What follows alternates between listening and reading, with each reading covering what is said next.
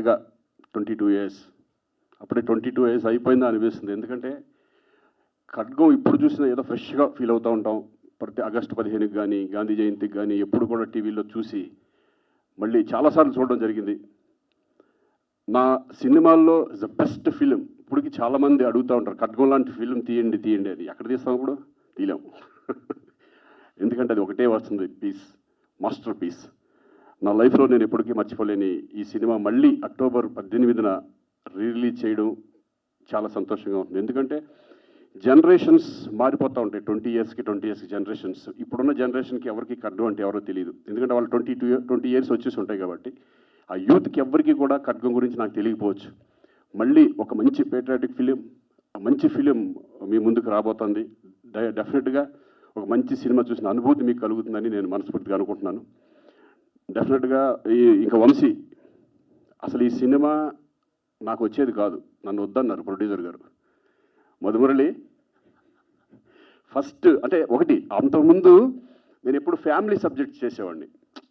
Family subject చేస్తూ ఇంత పెద్ద దీంట్లో ఒక బ్యూటిఫుల్ మంచి ఎమోషనల్ క్యారెక్టర్ చేయడం అనేది ప్రొడ్యూసర్స్ కూడా డెఫినెట్గా వంశీ ధైర్యం చేసి నాకు ఇచ్చాడు. కానీ అంతే కదా వంశీ, ఫస్ట్ వద్దన్నాడు కదా.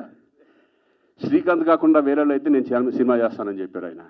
కానీ ఆయన అన్న దాంట్లో కూడా ఒక న్యాయం ఉంది. ఎందుకంటే అప్పటి వరకు నేను ఫ్యామిలీ సబ్జెక్ట్ చేశాను, భయపడ్డారు, ప్రొడ్యూసర్గా భయపడ్డాడు. కానీ వంశీ నాకు శ్రీకాంత్ గురించి తెలుసు, ఆడేంటో తెలుసు. డెఫినెట్గా శ్రీకాంతే నాకు కావాలి అని పట్టుబట్టి మళ్ళీ ఈ క్యారెక్టర్ నాకు ఇవ్వడం నిజంగా నా లైఫ్లో నేను మర్చిపోలేను.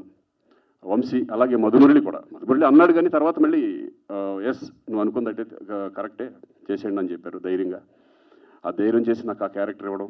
అలాగే దాంట్లో రవితేజ, ప్రకాష్ రాజ్ వాళ్ళు విద్యగా రాలేదు, వాళ్ళు లేరు, ఊళ్ళో లేరు కాబట్టి రాలేకపోయారు, లేకపోతే వాళ్ళు వచ్చేవాళ్ళు.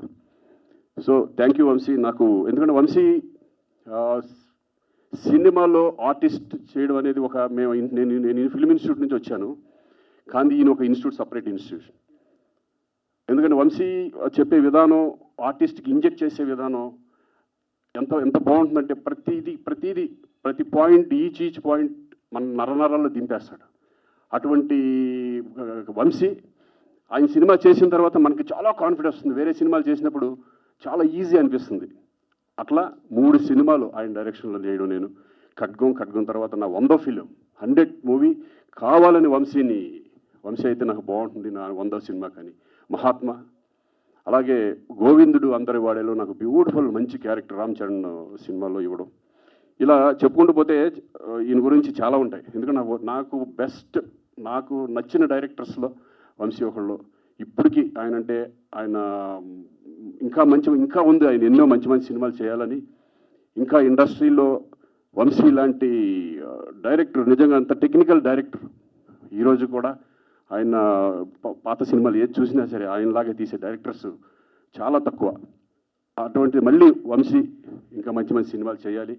అక్టోబర్ ఇప్పుడు ఈ 18న రిలీజ్ అవుతున్న సినిమా మీరందరూ చూసి ఎంజాయ్ చేస్తారని నేను అనుకుంటున్నాను. ఎందుకంటే నా లైఫ్లో బెస్ట్ సాంగ్ నువ్వే సాంగ్, అది ఎప్పటికీ మర్చిపోలేను. సిరివెల్ల సీతారామ శాస్త్రి గారు ఆయన లేకపోవడం నిజంగా దురదృష్టం. ఈ సాంగ్ జరిగినప్పుడు గుర్తుందా నీకు? ఏంటి ఫస్ట్ సాంగ్ విన్నప్పుడు ఏంటి వంశీ డ్యాన్స్ పెట్టవేంటి, మామూలుగా నడిపించి చేపించేస్తున్నావు అన్నాను. గుర్తుందా? ఈ సాంగ్లో డ్యాన్స్ ఉండకూడదురా, ప్లీజ్రా డ్యాన్స్ లేదురా అన్నాడు. అలా ఒక సరదాగా నాకు కొంచెం షై ఉండేది. హీరోయిన్తో, సోనాల్ బింద్రే తనతో చేసేటప్పుడు షై ఉండేది. మేమిద్దరం కలిసి రిహార్సల్ చేసేవాళ్ళం. నువ్వు ఆగు, మేమిద్దరం చేస్తాం, ఫస్ట్ నన్ను టెన్షన్ పట్టద్దని చెప్పి. అలా అంటే తలుచుకుంటుంటే చాలా ఇన్సిడెంట్స్ ఇవన్నీ చాలా బాగుంటాయి. సో అక్టోబర్ 18న డెఫినెట్గా ఈ సినిమా మీరు చూసి ఎంజాయ్ చేస్తారని అనుకుంటున్నాను. అలాగే షఫీ అప్పుడే ఒక నేషనల్ స్కూల్ ఆఫ్ డ్రామా అప్పటి నుంచి వచ్చి చాలా న్యాచురల్ యాక్టర్.